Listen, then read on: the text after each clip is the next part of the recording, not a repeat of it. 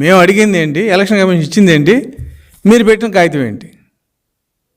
ఇదేదో మీరు అల్లరి చేయటానికి, మీ బలహీనతను బయటపెట్టుకోవడానికి ఇచ్చిన అల్లరి తప్ప దీంట్లో సబ్జెక్ట్ లేదు. మీరు కోర్టు కాదు, సుప్రీంకోర్టు కూడా వెళ్తారు. మీకు ఇష్టం అయితే సుప్రీంకోర్టు కూడా వెళ్తారు. అక్కడ కూడా ముట్టికాయలు తిన్నా మీకు సిగ్గు లేదు. సిగ్గు లేని ప్రభుత్వం ఇది. బాధ్యత, సిగ్గు, నిజాయితీ, ఈ పదాలన్నీ ప్రభుత్వానికి దూరం. ఇది ఆఖరి వీక్ మీకు. This is last week off the YCP government. కాబట్టి దీన్ని భరించలేక ఏదో రకంగా తెలుగుదేశాన్ని అల్లరి చేయాలని చెప్పి ఈ రకమైన వ్యాఖ్యలు చేయటం, ఈ రకమైన రిప్రజెంటేషన్ ఇవ్వటం. మేము 750 కాగితాలు ఇచ్చాం ఎలక్షన్ కమిషన్కి, మీకు తెలియదేమో. ఇస్తే మాకు 2 క్లారిఫికేషన్లు తిరుగుటపాలో ఇచ్చాడు. ఒకటి ఎలక్షన్ ఏజెంట్ల మీద. మీరు ఆర్ఓలకు చెప్పి ఎలక్షన్ ఏజెంట్లని లిస్టు ముందు తెప్పించుకుని పోలీస్ వెరిఫికేషన్ కావాలని చెప్పి రాజానగరం ఆర్ఓ ఇచ్చాడు. అది రూల్ ఎక్కడా లేదు. కానీ వైసీపీ నాయకత్వం అంతా కూడా దాని మీద ఇన్సిస్ట్ చేస్తుంది ప్రతి ఆర్ఓని. రూల్ ఏముంది, 3 రోజుల ముందే కౌంటింగ్ ఏజెంట్లకి లిస్ట్ 3 రోజుల ముందు మాత్రమే ఇవ్వాలి, అది కూడా ఆర్ఓకి. పోలింగ్ ఏజెంట్లకు పోతే పోలింగ్ రోజునే ఆ చీఫ్ ఏజెంట్ పోలింగ్ క్యాండిడేట్ సంతకం పెట్టి ఆ ఫోటో ఉన్న కాగితం తీసుకెళ్ళి ఆయనకి ఇస్తే ఆయన యాక్సెప్ట్ చేయాలి ప్రిసైడింగ్ ఆఫీసర్. అది సర్క్యులర్ ఇచ్చిన తర్వాత ప్రతి వాడికి ఇబ్బంది అయింది. ఎందుకని? వాళ్ళ కంట్రోల్ పోయింది. లేకపోతే పోలీస్ స్టేషన్కి తీసుకెళ్ళి టీడీపీ కార్యకర్తలని వాళ్ళు ఇష్టం వచ్చిన హెరాస్ చేసిన సందర్భాలు ఎన్నో ఉన్నాయి.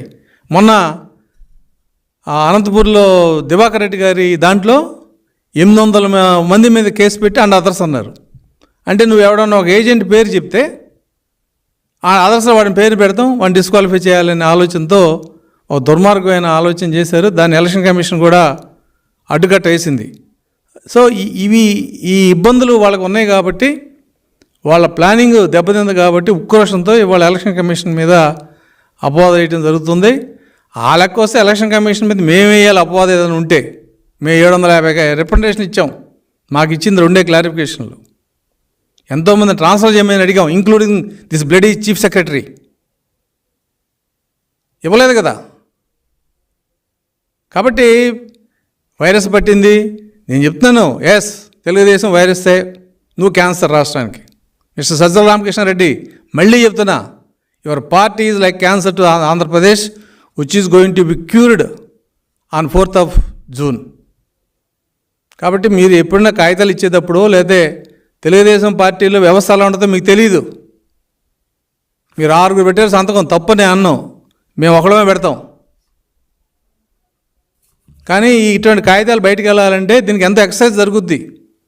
రూల్ పొజిషన్ చూసుకుంటాం, డిస్కస్ చేస్తాం లీగల్ టీంతో, అప్పుడు కాగితం ఇస్తాం. అంతేకాని మీలాగా ఏదో కాగితం ఇచ్చి అలా చేసే పద్ధతి తెలుగుదేశం పార్టీలో ఉండదు. ఇక నుంచి అయినా సరే మీరు ఈ పార్టీ మీద ఏదన్నా కామెంట్ చేయాలన్నా, ఈ పార్టీలో జరిగిన అంశాల మీద మీరు తప్పట్టాలన్నా కూడా 1కి 2 సార్లు చెక్ చేసుకోమని చెప్పి నేను మనవి చేస్తూ, మీరు హైకోర్టుకు కాదు, సుప్రీంకోర్టుకు కాదు, ప్రజాకోర్టులో ఎలాగ మీరు ఓడిపోయారు, అక్కడ ఓడిపోతారు. కాబట్టి ఓటమి అనేది ఇక మీకు భవిష్యత్తు, ఆ భవిష్యత్తు గుర్తు పెట్టుకుని ఇప్పటికైనా కనీసం ఈ 4 రోజులైనా సక్రమంగా ఉండాలని చెప్పి మా మిత్రులకు సలహా ఇస్తూ, తెలుగుదేశం పార్టీ అనేది చాలా స్పష్టంగా చట్ట ప్రకారం వెళ్తుందనే విషయం మాకు ఆ నమ్మకం మాకు ఉంది. కాబట్టి మేము ఇచ్చే కాగితాల మీద కూడా మాకు ఆ విధానం ఎప్పుడు చూసే మేము చేసుకుంటాం. అంటే మేము మీ ఉడత ఊపులకి ఏం భయపడే పరిస్థితి లేదు. మీ చేయగలిగింది చేతనైంది చేసుకోమని చెప్పి వాళ్ళకి చెబుతూ, దయచేసి తెలుగుదేశం మీద మటుకి మీ నోటికి వచ్చినట్టు మాట్లాడితే మరి నష్టం మీకే తప్ప మాకు తెలియదనే విషయాన్ని నేను పార్టీ తరఫున తెలియజేస్తూ, ఇటువంటి పిచ్చి రాతలు, పిచ్చి వ్యాఖ్యలు భవిష్యత్తులో మానేయాలని చెప్పి కోరుకుంటున్నాను.